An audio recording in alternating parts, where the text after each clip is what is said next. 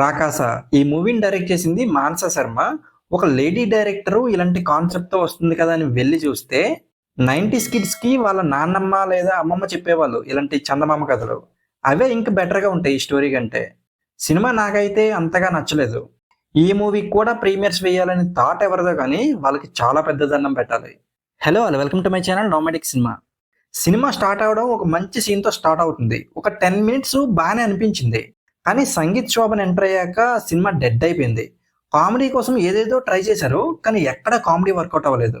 అసలు ఇలాంటి మూవీస్ని తీస్తున్నప్పుడు ఆ కాన్సెప్ట్కే స్టిక్ అయి తీస్తే బాగుంటుంది. కానీ దాంట్లో కూడా లవ్ అని కామెడీ అని మిక్స్ చేస్తే ఇలానే ఉంటుంది.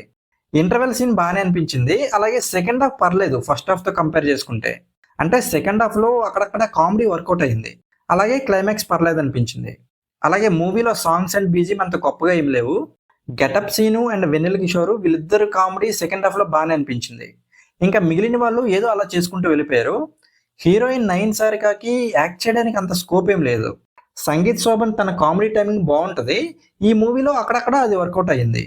ఇంకా డైరెక్టర్ మానస శర్మ ఒక చందమామ కథ లాంటి స్టోరీని తీసుకున్నారు, కానీ దానికి ఒక మంచి స్క్రీన్ ప్లే రాసుకోలేకపోయారు.